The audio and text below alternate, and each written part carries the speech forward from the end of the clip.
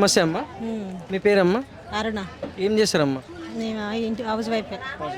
CM Revanth Reddy గారి పాలనపై మీ అభిప్రాయం ఏంటమ్మా? మంచిగానే ఉంది కానీ అనుకున్న పనులు పూర్తి చేయాలి.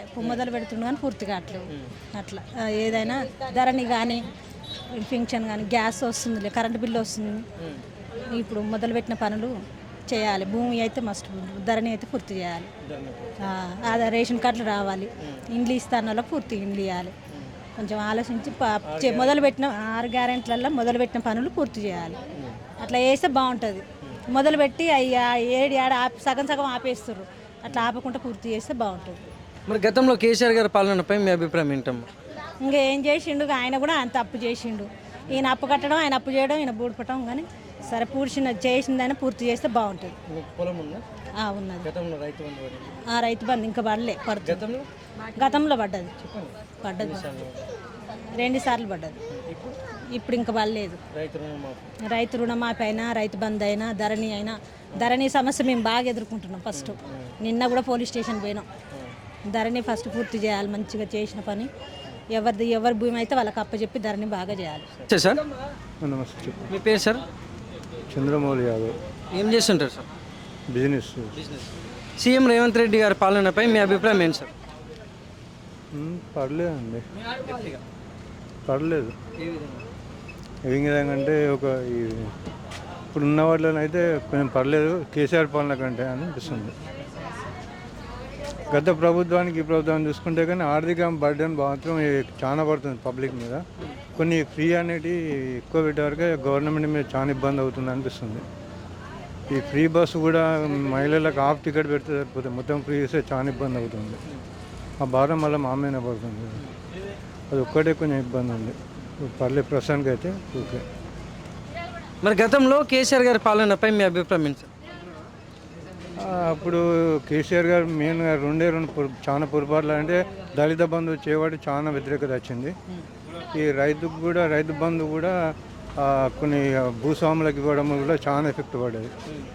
ఇటుక బాటీలకు మామూలు రాళ్ళు రప్పలకు ఇచ్చింది.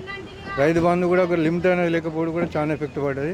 ప్లస్ దళిత బంధు అనేది ఒక్క వర్గం వాళ్ళు ఓటేస్తున్న గవర్నమెంట్ రాదు కదా, అది కూడా పబ్లిక్లో బాగా వ్యతిరేకత వచ్చింది. నమస్తే సార్. నమస్తే సార్. మీ పేరు సార్? నా పేరు శ్రీధర్. ఏం చేస్తుంటారు సార్? నేను సిఏ చార్టెడ్ అకౌంటెంట్ని. రేవంత్ రెడ్డి గారి పాలనపై మీ అభిప్రాయం ఏంటి సార్? రేవంత్ రెడ్డి గారి పాలన చాలా దారుణంగా ఉందండి. సో ఫ్రీ కరెంట్ ఇస్తుండు, తర్వాత ఉచిత బస్సు ఇస్తుండు, కానీ దళిత బంధు స్కీమ్ తీసేసిండు, రైతు బంధు డబ్బులు వేయట్లేదు, తర్వాత కొన్ని రుణమాఫీ చేసిండు, అవి అందరికీ అవ్వలేదు, కొన్ని ఆగిపోయినాయి. తర్వాత తెలంగాణ ప్రభుత్వం స్టార్ట్ చేసినటువంటి ఐటీ హబ్బులను కూల్చేయటం అదొకటి, హైడ్రా ఎఫెక్ట్ ఒకటి, తర్వాత ఇంతవరకు గవర్నమెంట్ జాబ్స్ నోటిఫికేషన్స్ ఇవ్వకపోవటం, ఇచ్చినా కానీ వాటిని కరెక్ట్గా ప్రాపర్గా ఇంప్లిమెంట్ చేయకపోవటం, నెక్స్ట్ ఇలాంటి చిన్న చిన్న కారణాలన్నీ ఇవన్నీ ఆయన పరిపాలనలో ప్రజలు చాలా ఇబ్బందులు పాలవుతారు. ఈ ఉచిత బస్సు ఈ కార్యక్రమం అనేది చాలా అట్టర్ ఫ్లాప్ అయినటువంటిది. మరి గతంలో కేసీఆర్ గారి పాలనపై మీ అభిప్రాయం ఏంటి సార్? కేసీఆర్ గారి పాలన బాగుందండి. ఇప్పుడు ఏ పార్టీ అధికారంలో ఉన్న అవినీతి అనేది 10 to 20% అవినీతి జరగడం అనేది కామను. దాన్ని హైలైట్ చేస్తూ ప్రజల్ని ఎంతసేపు రేవంత్ రెడ్డి గారు వ్యక్తిగత అభిప్రాయాల్ని, వ్యక్తిగత దూషణని తప్పితే పరిపాలన లేదు. తర్వాత ప్రభుత్వం ఏదైనా అధికారంలో ఉన్నప్పుడు వాళ్ళు చేసినటువంటి సంక్షేమ పథకాలలో ఏదైనా అవినీతి జరిగితే దాని గురించి మాట్లాడాలి, కానీ అవి కాకుండా వ్యక్తిగతంగా దూషణ చేయటం, దానివల్ల రాజకీయ లబ్ధి పొందాలని చూడటం రేవంత్ రెడ్డి గారు. నమస్తే సార్. నమస్తే. మీ పేరు సార్? వెంకన్న అండి. ఏం చేస్తుంటారు సార్? వ్యవసాయం. సీఎం రేవంత్ రెడ్డి గారి పాలనలో వ్యవసాయదారులకు ఎలా ఉంది, దానిపై మీ అభిప్రాయం ఏంటి సార్? వ్యవసాయంలో ఇవాళ రేవంత్ రెడ్డి గారు చాలా అన్యాయం చేస్తుంది. కరెక్ట్ పాయింట్ కాదు. ఏది ఇచ్చినా ఇవ్వకపోయినా ఖచ్చితంగా నీళ్ళు ఇవ్వాలండి. ఎస్ఆర్ఎస్పి సూర్యాపేట జిల్లాకి నీళ్ళు ఇవ్వడే. మునగాల మండలానికి నీళ్ళు అందుతుందండి. పాలేరు నుంచి కూడా ఎక్కడికి నీళ్ళు అందిన పరిస్థితి ఉన్నది. ఇవాళ రైతులలో 10 సంవత్సరాలు కేసీఆర్ పరిపాలన చేసిండు.